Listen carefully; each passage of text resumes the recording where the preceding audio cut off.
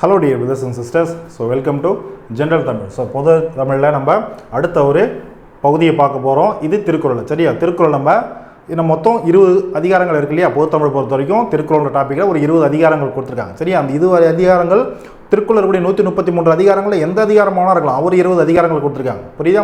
So அதனால் இந்த ஒரு கிளாஸ் நம்ம என்ன பார்க்க போகிறோம், விருந்தோம்பல் அப்படின்ற தலைப்பில் இருக்கக்கூடிய அந்த ஒரு அதிகாரத்தை, அதுக்கு கீழே இருக்கக்கூடிய அந்த 10 குறள்களை பார்க்க போகிறோம். ஒவ்வொரு அதிகாரத்துலையும் 10 திருக்குறள் இருக்கு இல்லையா? அப்போ விருந்தோம்பல் சொல்லக்கூடிய இந்த ஒரு அதிகாரத்தில் 10 திருக்குறள் இருக்குது. விருந்தோம்பல் மொத்தம் இருக்கக்கூடிய 133 அதிகாரங்களில் எத்தனாவது அதிகாரம் திருக்குறள் அப்படின்னு கேட்டிங்கன்னா 9வது அதிகாரம். புரியுதா? அப்போ குறள் எண் 81லிருந்து 90வது திருக்குறள் வரைக்கும் பாருங்க, 9 × 10 90 வந்துருச்சா? அப்போ 90வது திருக்குறள் வரைக்கும் எதை பற்றி பேசுது, விருந்தோம்பல் அப்படின்ற ஒரு பண்பை பற்றி பேசக்கூடியது அந்த திருக்குறள். யார் இப்போ சொல்லியிருப்பா? திருவள்ளுவர் நம்மளுக்கு சொல்லியிருப்பார். புரியுதா?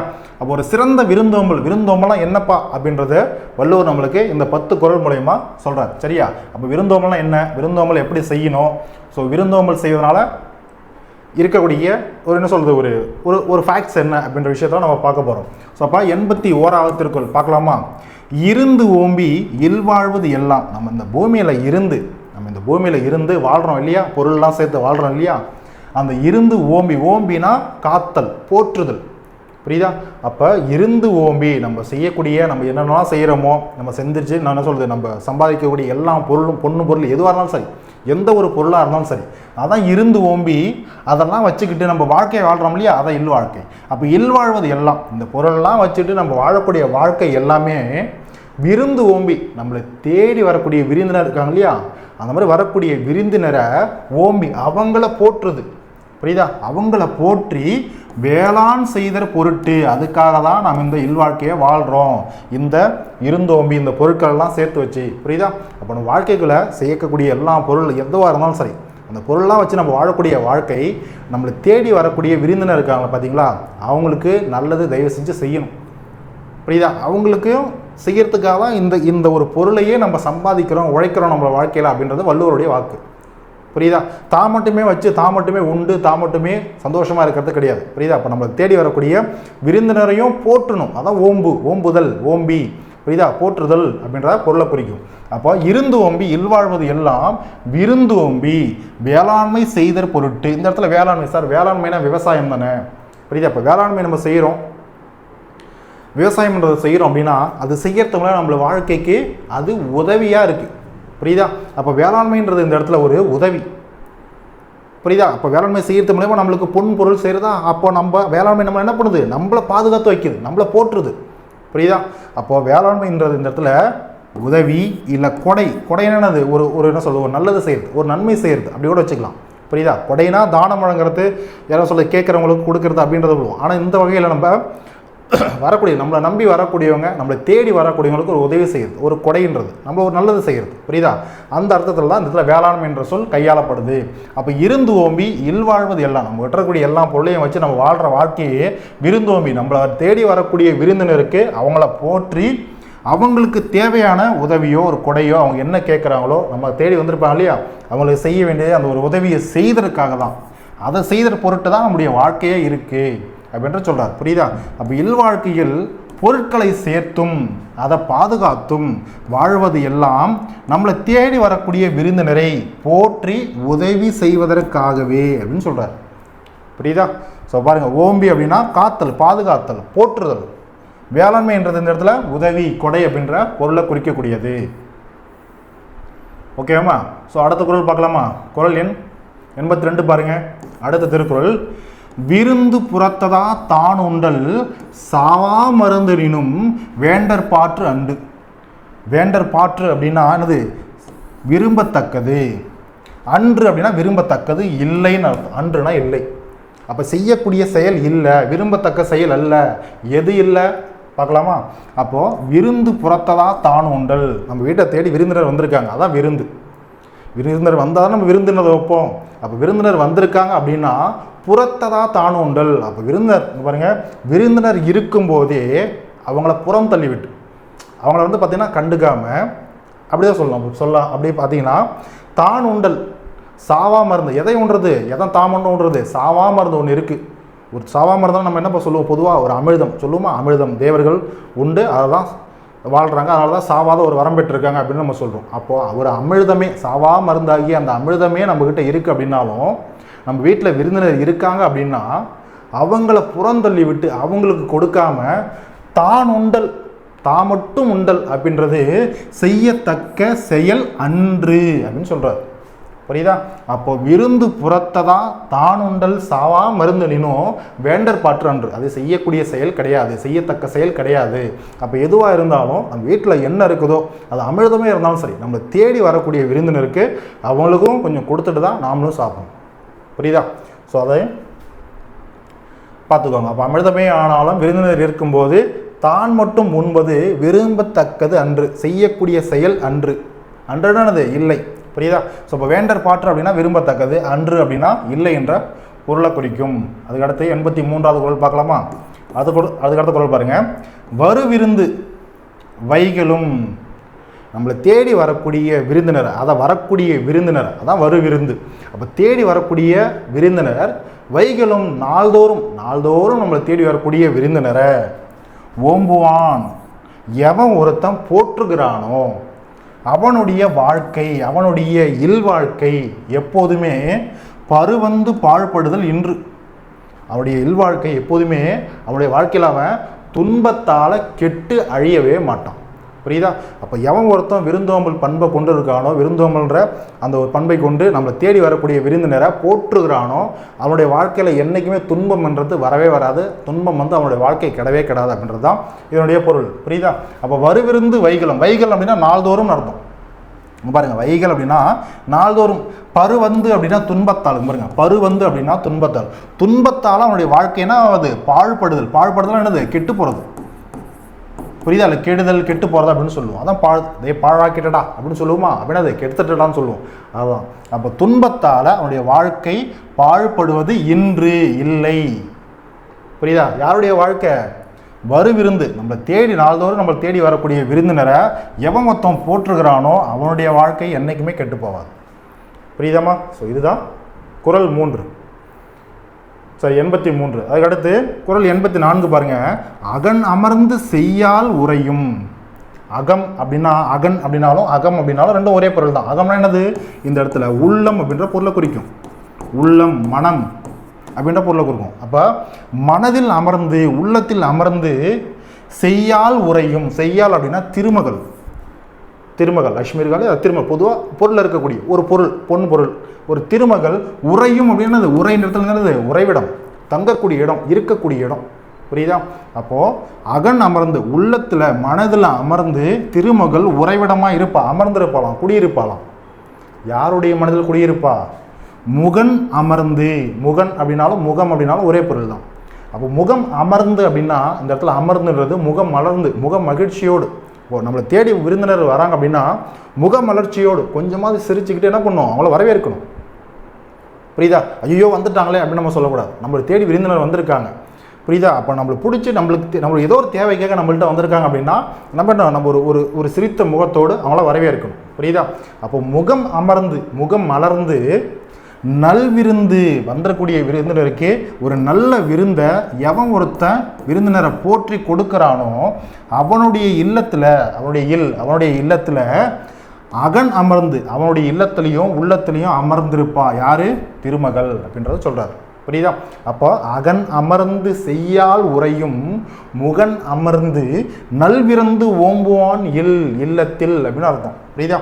அப்போ முகம் மலர்ந்து நல்விருந்து செய்பவர் வீட்டில் அகம் மகிழ்ந்து திருமகள் குடியிருப்பாள். புரியுதாமா? ஸோ இதுதான் அந்த திருக்குறளுடைய பொருள். ஸோ பாருங்க, அகன் அப்படின்னாலும் அகம் அப்படின்னாலும் ஒன்று தான். அதுக்கு என்ன பொருள்? உள்ளம், மனம் அப்படின்ற பொருளை குறிக்கும். செய்யால் அப்படின்னா இந்த இடத்துல திருமகள் என்ற பொருளை தருது. நம்ம இப்போ தான் பார்த்தோம். முகன் அப்படின்னா முகம், நம்முடைய முகம் இருக்கு இல்லையா, அதான் முகம். அப்போ முகத்தில் சிரிப்போடு, அதான் முகம் அமர்ந்து, முகம் மலர்ந்துன்னு அர்த்தம். அமர்ந்து அப்படின்னா அந்த இடத்துல மலர்ந்து மகிழ்ந்து அப்படின்ற பொருளை குறிக்கும். புரியுதா? ஓகே, அடுத்த திருக்குறள் பார்க்கலாமா? அங்கே பாருங்கள். வித்தும் இடல் வேண்டும் கொல்லோ. வித்துனா அது விதை. விதை இடல் வேண்டுமா, விதையிட வேண்டுமா அப்படின்றது இந்த இடத்துல கேட்கக்கூடிய கேள்வி. கொல்லோ அப்படின்னா அது கேள்விக்கான ஒரு அசைச்சொல். புரியுதா? அப்போ வித்தும் இடல் வேண்டும் கொல்லோ. விதைன்றது இட வேணுமா ஒரு நிலத்தில். யாருடைய நிலத்தில்? விருந்தோம்பி, தன்னை தேடி வரக்கூடிய விருந்தினருக்கு ஓம்பி, அதாவது பார்த்தோன்னா போற்றி, விருந்தினரை போற்றி மிச்சில் மிசைவான் புலம். அப்போ நம்மளை தேடி வந்துடக்கூடிய விருந்தினரை போற்றி அவங்க உண்டதுக்கப்புறம் மிச்சத்துக்கிறத எவன் சாப்பிட்றானோ அவனுடைய புலம்னா நிலம், அவனுடைய நிலத்தில் வித்தும் இடல் வேண்டுமோ அப்படின்னு கேட்குறாரு.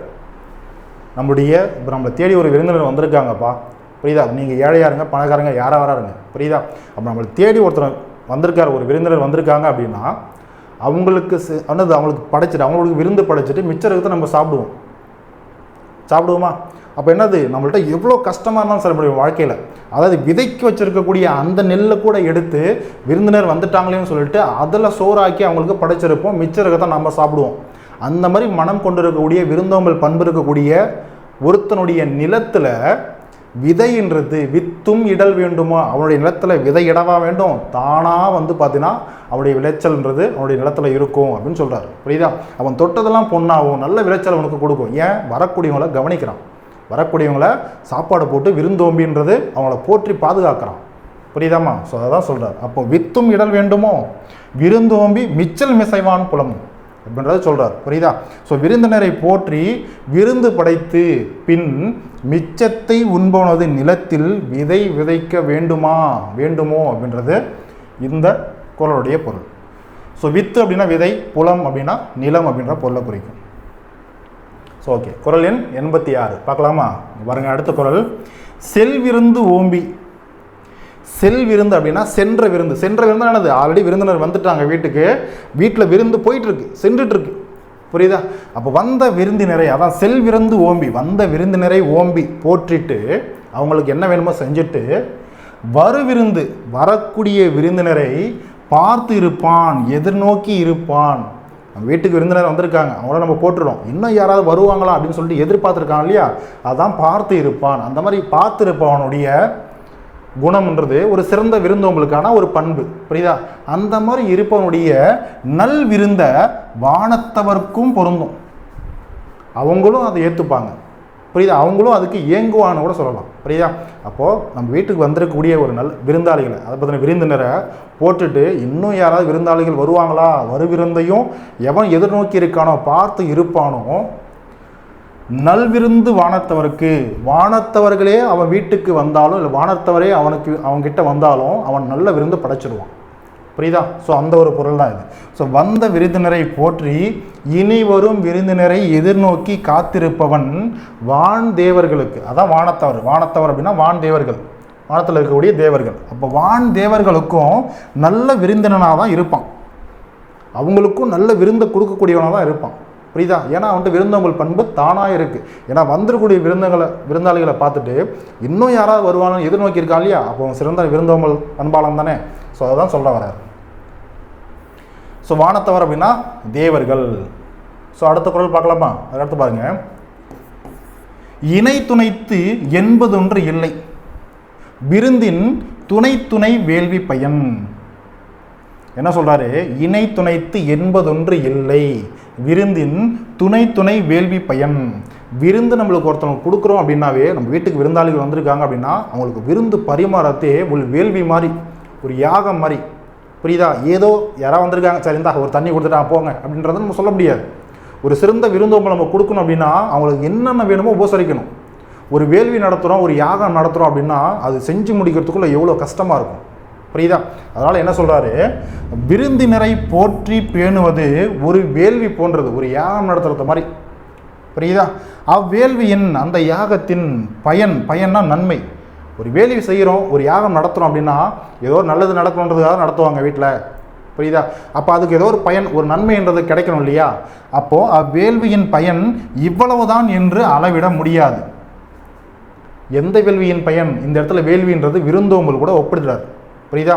அப்போ நம்ம வீட்டுக்கு விருந்தினர் வராங்க அப்படின்னா அவங்கள போற்றி பாதுகாக்கிறதே ஒரு யாகம் நடத்துகிற மாதிரி, ஒரு வேள்வி நடத்துகிற மாதிரி. அவங்களுக்கு விருந்தோம்பல் செஞ்சிட்டோம் அப்படின்றதுக்காக அதோடைய நன்மை பயன் இவ்வளவுதான் இருக்கும் அப்படின்னு சொல்லிட்டு நம்ம அளவிடவே முடியாது. புரியுதா? எதை பொறுத்து அளவிட முடியும் அப்படின்னா பாருங்க, இணை துணைத்து என்பதொன்று இல்லை. புரியுதா? துணை வேள்வி பயன். அப்போ பயன் எப்படி சார் நம்ம அளவிட முடியும் அப்படின்னா அங்கே பாருங்க, விருந்தினரின் தகுதி அளவே அதன் நன்மையின் அளவாகும். வந்த விருந்தினருக்கு நம்ம விருந்தினரை படைச்சிட்டோம், விருந்தினர் அவங்கள உபசரிச்சிட்டோம், போற்றிட்டோம். புரியுதா? அது ஒரு வேள்வி மாதிரி, ஒரு யாகம் மாதிரி நம்ம நடத்திட்டோம். அதுக்கான பயன் இவ்வளோதான் சொல்லிட்டு நம்ம அளவிட முடியாது. அளவிட முடியும், அது தானாக அமையும். எப்படி தெரியுமா? வந்த விருந்தினர்களுடைய தகுதியை பொறுத்து. புரியுதா? அதான் சார் வந்த விருந்தினுடைய தகுதினா அந்த இடத்துல எதை சார் வள்ளுவர் மீன் பண்ணுறாருன்னா, சிம்பிள், ஒன்றுமே கிடையாது. இப்போ நம்ம வீட்டுக்கு நிறைய விருந்தாளிகள் வருவாங்க, டிஃப்ரெண்ட் டைப்ஸ் ஆஃப் ரிலேட்டிவ்ஸ் வருவாங்க. புரியுதா? ஒரு சில ரிலேட்டிவ்ஸ் பார்த்தீங்கன்னா அவங்க ஏழையாக இருக்கலாம், பணக்காரலாக இருக்கலாம். அவங்களுடைய உள்ளத்தை பொறுத்து, அவங்களுடைய உள்ளம் தான் அவங்களுடைய தகுதியை டிசைட் பண்ணும். புரியுதா? அப்போது வந்துட்டாங்க, விருந்தினர் நல்லா சாப்பிட்டாங்கன்னு வச்சுக்கோங்களேன், நல்லா நீங்கள் விபசரிக்கிறீங்க, நல்லா விபசரிக்கிறீங்க. ஒரு சில பேர் இந்த உபசரிப்பையும் ஆமாம் போனால் என்ன பார்த்துட்டான் அப்படின்னு ஒருத்தவங்க சொல்லிட்டாங்க அப்படின்னா அவங்களுடைய தகுதி அங்கே குறைஞ்சிடும். நீங்கள் எவ்வளோ தான் செஞ்சாலும் அவங்களுடைய அந்த மாதிரி நினச்சிட்டாங்க, அவங்களோட தகுதி குறையுது இல்லையா? அவங்க தகுதி குறையிறதுனால நீங்கள் என்ன தான் உங்களுக்கு விருந்தோம்பல் செஞ்சதாலும் அந்த விருந்தோம்பலுடைய பயன், நன்மை குறைவாக தான் இருக்கும். புரிஞ்சதா? ஏன்னா அவங்களுக்கு அது பெருசாக தெரியாது. இதே பார்த்தீங்கன்னா ஒரு நார்மலான ஒரு ஃபேமிலி வருது, புரியுதா? நம்மளை ரொம்ப பிடிச்சி போய் வராங்க, ஒரு அன்போடு நம்ம சின்ன சின்ன விஷயம் செஞ்சால் கூட நம்மளை ரொம்ப பெருசாக பார்ப்பாங்க. புரியுதா? அந்த மாதிரி விருந்தினர்கள் வீட்டுக்கு வராங்க, நம்ம ஒரு விருந்தோம்பல்றது செய்கிறோம், நம்ம எதிர்நோக்கி வராங்க, நம்ம விருந்தோம்பல்றது செய்கிறோம் அப்படின்னா அவங்க நம்ம சின்ன சின்னதாக செஞ்சாலும் டே நம்ம போனோண்டா எப்படி என்னை கவனிச்சாங்க தெரியுமா அப்படின்னு சொல்லிட்டாவே அந்த யாகத்தினுடைய, அந்த வேள்வியினுடைய, அந்த விருந்தோம்பலுடைய பயன் பெருசாக இருக்கும், நன்மை பெருசாக இருக்கும். அவ்வளோதான், அதுதான் இங்கே சொல்ல வர்றாரு. புரியுதா? விருந்தினர் தகுதியினுடைய அளவு, அவங்க என்ன நினைக்கிறாங்களோ அவங்களுடைய தகுதி அதிலே டிசைட் ஆகும். அந்த தகுதியை பொறுத்து தான் நீ செய்த விருந்தோம்பலுடைய நன்மையினுடைய அளவுன்றது இருக்கும். சரியாமா? ஸோ அதுதான். ஸோ அப்போ வேள்வின்றது யாகம்ன்ற பொருளை தரும். இந்த இடத்துல நன்மைன்றது, பயன்றது நன்மையை தரும். புரியுதா? நன்மைன்ற பொருளை குறிக்கப்படும். அதுக்கடுத்த குறள் பார்க்கலாம். 88வது குறள் பாருங்க. பரிந்தோம்பி பற்றற்றேம் என்பர். பரிந்தோம்பி பற்றற்றேம் என்பர். பரிந்தோம்பி பற்றற்றேம் என்பர். தனியாக எல்லாத்தையும் இழந்துட்டோம், இப்போ நம்ம தனியாக நிற்கிறோமே, நம்மளை காப்பாற்றுறதுக்கு யாருமே இல்லையே அப்படின்னு ஃபீல் பண்ணுவாங்க. அதான் பரிந்தோம்பி பற்று. பற்று என்னதுப்பா? பற்று. இப்போ நம்ம இப்போ சொல்கிறோம், இப்போ எனக்கு பாரதியார் மீது ஒரு பற்று இருக்குது, இப்படி எடுத்துக்கலாம். என்னுடைய தேசத்து மீது எனக்கு ஒரு பற்று அப்படின்னா, தேசத்துக்கு எப்போ பிரச்சனை வந்தாலும் நான் துணை நிற்பேன் போய். புரியுதா? அப்படி தானே சொல்லுவோம். அப்போ பற்றுன்னா லவ் அப்படின்றத மட்டும் குறிக்காது. ஒரு இடத்துக்கு சரி லவ்னு கூட வச்சுக்கோங்க, லவ் இருக்குது அப்படின்னா அப்படின்னு அர்த்தம் அவங்களுக்கு நம்ம துணையாக இருப்போம்னு அர்த்தம். அதுதான் அங்கே சொல்லுது. பற்று அற்றேம் அப்படின்னா, பற்றுன்னா அந்த இடத்துல துணைன்ற பொருளை தரும். பாருங்கள், பற்று அப்படின்னா, பற்று அப்படின்னா நோட் பண்ணிக்கோங்க, பற்று அப்படின்னா துணைன்ற ஒரு பொருளையும் தரும். பற்று அற்றேம் அப்படின்னா இல்லை, அப்போ துணை இல்லை அப்படின்னு சொல்லிட்டு எண்ணுவாங்க என்பர். புரியுதா? யாருன்னு பார்க்கலாமா? விருந்தோம்பி வேள்வி தலைப்படார். வந்த விருந்தினர் வீட்டுக்கு தேடி யாரெல்லாம் விருந்தினர் வந்தாங்களோ அந்த வந்த விருந்தினர்களை ஓம்பி போற்றணும். ஆனால் போற்றாமல் வேள்வியை, அந்த விருந்துன்னு சொல்லக்கூடிய அந்த வேள்வியை, அந்த யாகத்தில் யாரும் தலைப்படாதவங்க, தலைப்படாத அதை ஈடுபடாதவங்க அப்படின்னா அது வந்த விருந்தினராக இவங்க அவங்கள போற்றாமல் அந்த விருந்துன்னு சொல்லக்கூடிய யாகத்தில், வேள்வியில் தலையிடவே மாட்டாங்க, ஈடுபடவே மாட்டாங்க. அப்படின்னா அது அவங்க விருந்தவங்களே செய்ய மாட்டாங்கன்னு அர்த்தம். புரியுதா? அந்த மாதிரி இருக்கிறவங்க கண்டிப்பாக ஒரு காலத்தில் ஒரு பொருள்லாம் இழந்துட்டாங்கன்னு வச்சுக்கோங்களேன், ஒரு காலகட்டத்தில் நம்மளுக்கு துணையாக யாருமே இல்லையே அப்படின்னு சொல்லிட்டு ஃபீல் பண்ணுவாங்க. புரிஞ்சதா? அப்போது விருந்தோம்பி வேள்வி தலைப்படார் பரிந்தோம்பி பற்றற்றேம் என்பர். இப்படி படித்து பார்த்தீங்கன்னா ஒரு சிம்பிளாக புரிஞ்சிடும். திருக்குறளில் மேக்ஸிமம் அப்படி தான் இருக்கும். ரெண்டாவது பாதியை படிச்சிங்கன்னா தான் முதல் பாதிக்கான அர்த்தம் டக்குன்னு புரிய வரும். புரியுதா? அப்போ பாருங்கள், விருந்து என்னும் வேள்வியில் ஈடுபடாதோர், அதான் தலைப்படாதோர், தலைப்படாதார். புரியுதா? ஈடுபடாதோர் தாம் காத்த பொருள்களை இழந்த பின், விருந்தே செய்யாமல் விருந்தோம்பலே செய்யாமல் சேர்த்து வச்சுருப்பாங்க இல்லையா, அந்த பொருள்லாம் என்னைக்காவது இழந்துட்டாங்க அப்படின்னு வச்சுக்கோங்களேன், அன்னைக்கு துணையற்று போனோமே, யாருமே இல்லாமல் போயிட்டோமே அப்படின்னு சொல்லிட்டு வருந்துவாங்க. அதான் என்பர். பற்றற்றேம் என்பர், வருந்துவாங்க அப்படின்னு சொல்கிறார். புரியுதா? பரிந்தோம்பி அப்படின்னது துணை, தலைப்படாதார், ஈடுபடாதார். ஓகேவாம்மா? சரி, ஓகே. அதுக்கடுத்து